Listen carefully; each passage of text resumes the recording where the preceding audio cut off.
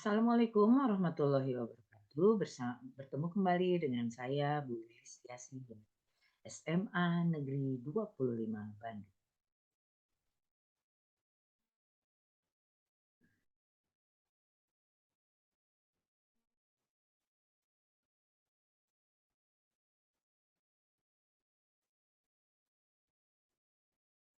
Baik, kali ini kita akan belajar tentang bioteknologi part 2. Setelah kemarin kita belajar tentang perbedaan bioteknologi konvensional dan bioteknologi modern, kini kita akan belajar tentang bioteknologi part 2. Adapun kompetensi dasar yang harus dicapai yaitu menganalisis prinsip-prinsip bioteknologi dan penerapannya sebagai upaya peningkatan kesejahteraan manusia.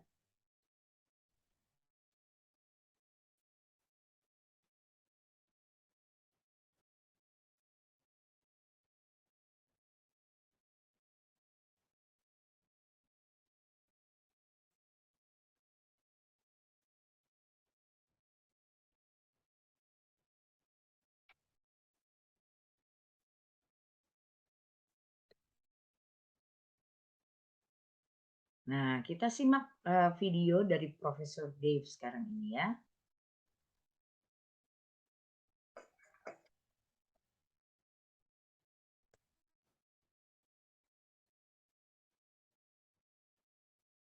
Professor Dave, let's explore biotechnology. He knows a lot.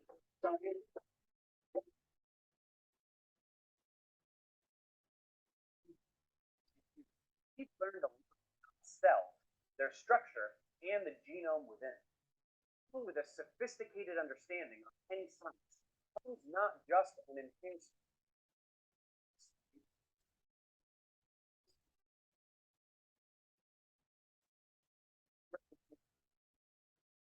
world, certainly profound that emerge when we begin. Some say we shouldn't make up, whereas others believe we were destined to do just that. This discussion goes beyond the scope of. So let's instead just go through a summary of the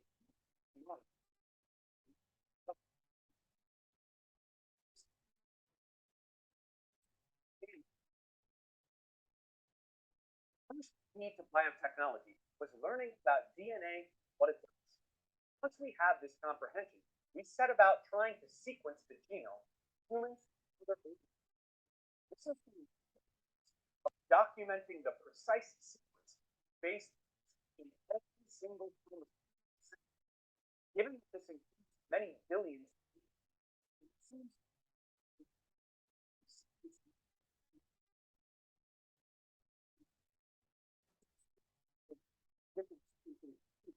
things that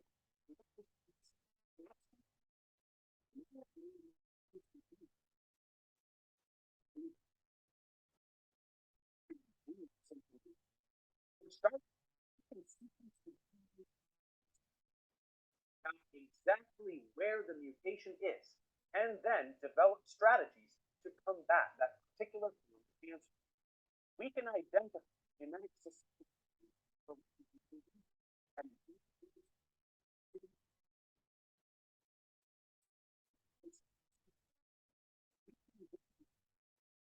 bacteria.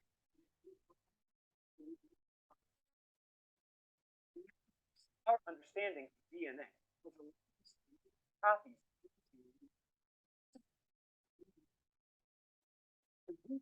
in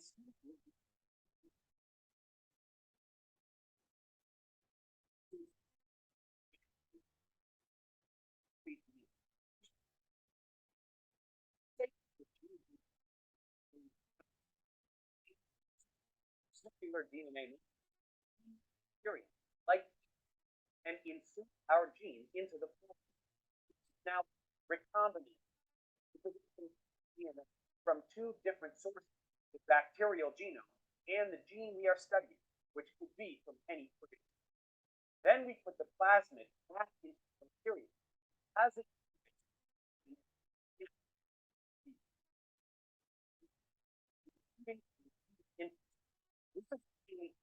because the bacteria do it very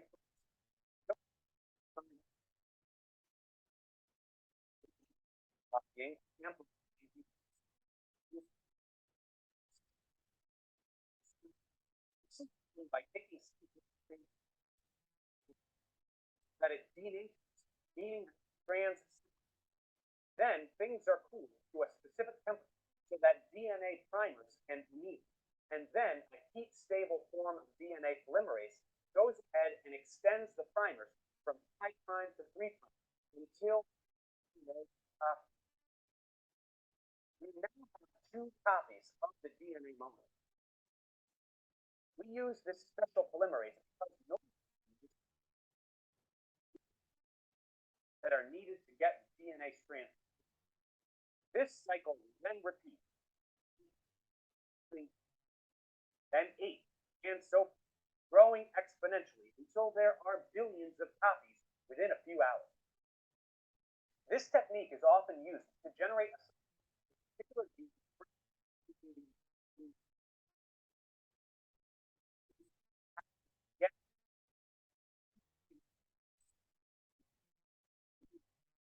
where this DNA will be inserted. As we need certain enzymes to things up and together, waiting.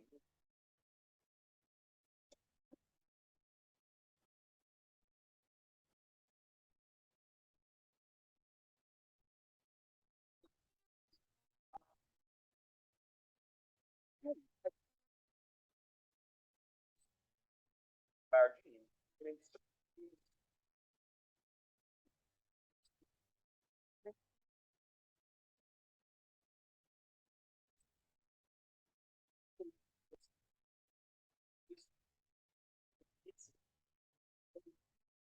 we can use to treat various diseases.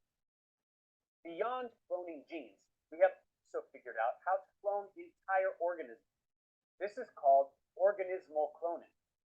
This was first achieved in the 1950s with plants, where already differentiated cells from a carrot were taken from the root, which then were able to de-differentiate and divide, leading to the production of a new genetically identical carrot. More studies of this type led to the cloning of other organisms through nuclear transplantation, including the famous lamb, Dolly, in 1997, and other animals like cats, dogs, and cows since then. Cloning technology also led to an interest in stem cells, which are unspecialized cells that can divide indefinitely and become cells any. This is an area of study with great promise in curing conditions dealing with damaged tissue, including spinal cord injury. For this reason, human cloning has been an area of heavy research so as to produce stem cells for the treatment of conditions ranging from diabetes to the morality surrounding the cloning of embryonic stem cells is great. So research which have been reprogrammed to act like embryonic stem cells, therefore removing any ethical haziness associated with utilizing actual embryos. This was first achieved in 2007 with skin cells from a mouse, and since then with human skin cells. With all of these technologies and more on the way, human potential seems truly limitless. We are exploring gene therapy and other techniques which promise bringing in unity. We are discovering how we might eradicate the aging process in a manufacturing. Will we figure out how to do this? And should we? It's difficult to say, but you must remember that although the future may seem scary, it seems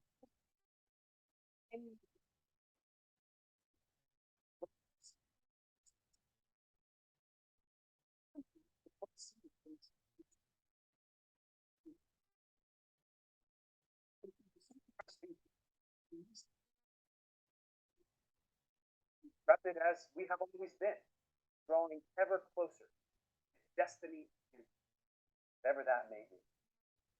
Thanks for watching. Subscribe to my channel for more tutorials. Support me on Patreon so I can keep making content. And as always, feel free to email me ProfessorDaveExplains@gmail.com.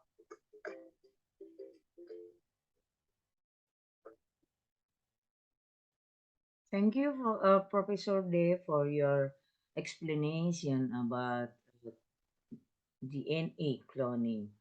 Do you understand? I think all of you uh, maybe can speak English now. All of you can understand what the professor the presentation. Nah, kita akan lanjutkan.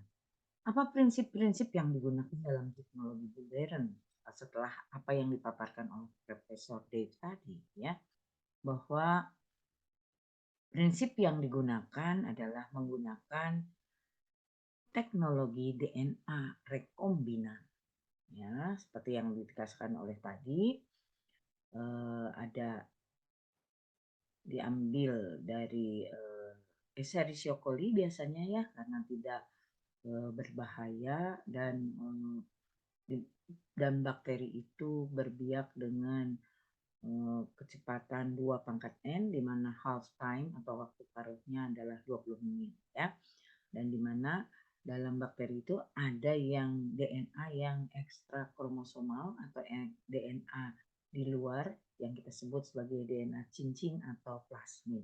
Nah, DNA yang akan diklon ini misalnya tadi insulin, ya, nah dimasukkan kemudian ditumbuhkan bakteri ini sehingga menghasilkan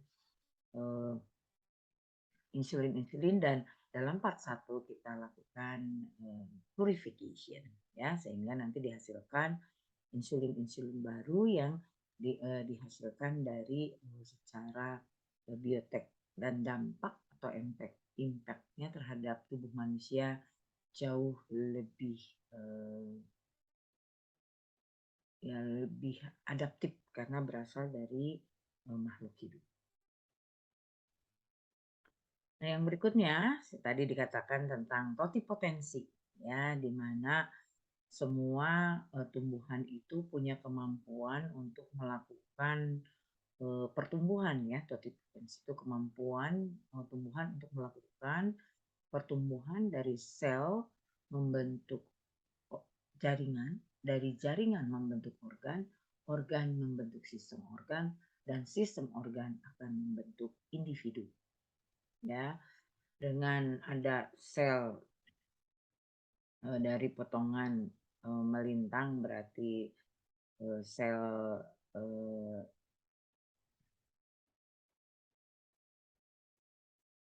dari bagian batang, ya, kemudian ada kultur mikrospora ataupun dari eksplan yang kita ambil dari potongan tumbuhan. Nah, namanya eksplan, ya. Nah, jadi potongan melintang wortel kemudian diambil, kemudian dimasukkan ke dalam cawan petri seperti ini, dan tumbuhlah menjadi tanaman kecil yang namanya kalus memperbanyak diri menjadi plantlet, dan plantlet dipindahkan ke medium tanah untuk aklimatisasi dan menjadi tumbuhan dewasa. Itu berasal dari totipotensi. Jadi ada dua tadi, DNA cloning atau teknologi rekombinan, kemudian totipotensi, dan yang berikutnya antibodi monoklonal, ya. Jadi diambil dari myeloma, yaitu sel-sel kanker. Sel kanker itu berkembang dengan sangat cepat. Kemudian diambil stem sel dari tikus atau limfatikus, kemudian terjadi fusion atau fisi yang disebabkan oleh fisik atau kimia yang sangat tinggi. Biasanya diberikan ini rangsang listrik yang sangat tinggi sehingga terbentuklah hibridoma, dan kemudian dikultur di dalam hard medium select untuk menumbuh kembangkan hibridoma itu, dan kemudian diambil antibodi monoklonal, antibodi yang hanya mengenal satu antigen. Yang berikutnya adalah penemuan dari Pak Ian Wilmut, Dr. Ian Wilmut, seorang ilmuwan Skotlandia yang membuat cloning inti, transplantasi inti. Kalau yang tadi teknologi DNA rekombinan itu cangkok gen, kalau ini cangkok inti gitu ya kalau dalam. Jadi sel somatik gen yang diinginkan itu disisipkan ke dalam telur. Setelah dihilangkan intinya, kemudian sel telur dibuang intinya. Kenapa? Karena sel telur punya kemampuan untuk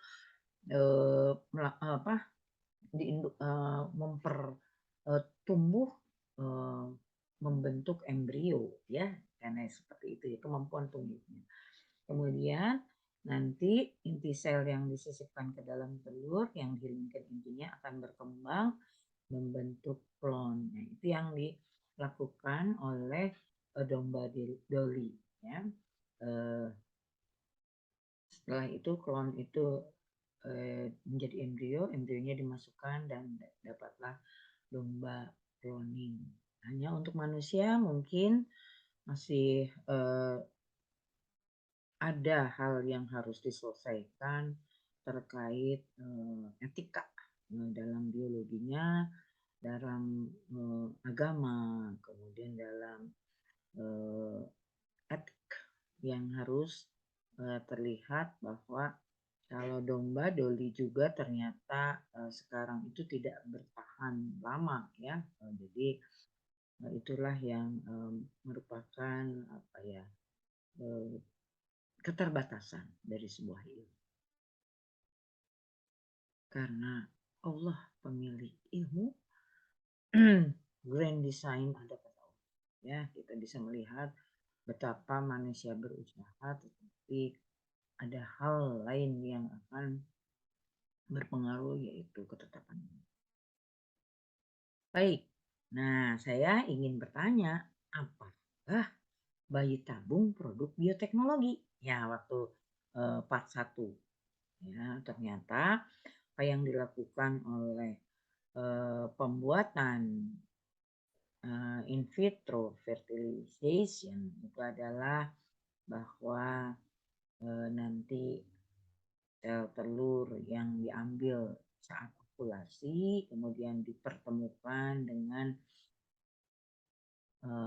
sperma di dalam sebuah cawan Petri, dan kalau sudah terbentuk blastula, stadium blastula kan diproses ya, kemudian disimpan biasanya di dalam inkubator selama 48 jam untuk menghasilkan tadi sampai terbentuk blastula. Setelah itu akan diimplantasikan kembali pada ibu yang mengalami kesulitan untuk hamil dengan cara yang normal. Ya, mungkin saja di sini ada sumbatan di ovidaknya di sini, atau sumbatan di daerah atau ada ya sumbatan di daerah uterusnya atau di arah jalan masuknya gitu ya, sehingga menghalangi sperma bisa masuk ke sini untuk bertemu di dalam tuba vidak ya. Nah, ini adalah salah satu terobosan untuk orang tua yang sangat menginginkan putra. Nah, saya Anda lihat bahwa embrio yang ditumbuhkan itu akan tidak hanya satu, karena betapa mahalnya produk ini ya, menghasilkan sebuah artinya menghasilkan terobosan ini tentu saja tidak mungkin hanya ditumbuhkan satu embrio lebih banyak. Oleh karena itu ada kemungkinan ketika dimasukkan di implantasi juga lebih dari satu dan akan menghasilkan bayi yang kembar. Atau ini juga disimpan, dan ini juga ketika penyimpanan nanti kita akan lanjutkan dengan diskusi di kelas bagaimana etika ketika blastula ini disimpan di dalam inkubator, bahkan disimpan di dalam bank yang dimiliki oleh misalnya pengembang dari atau yang menyelenggarakan teknik fertilisasi in vitro.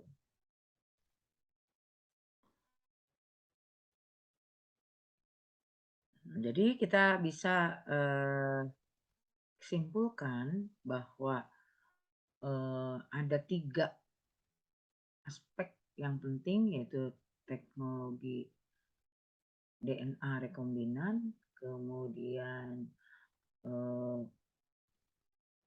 totipotensi, kemudian antibodi monoklonal, kemudian bukan 3 ya, 4 ternyata ya, dan kemudian cangkok inti. Meskipun cangkok inti masih merupakan hal yang harus dikaji lebih dalam, sehingga saya menyebutkannya 3 dulu yang lebih pasti ya.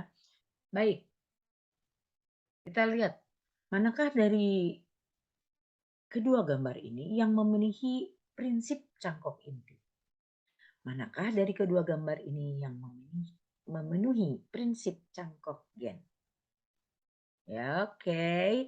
Dengan senang hati kalian menjawab bahwa gambar A memenuhi prinsip cangkok inti, sementara gambar B memenuhi prinsip cangkok gen. Karena ini gen ya, kalau ini inti. Baik. Terima kasih atas perhatiannya. Jangan lupa tetap belajar, tetap semangat.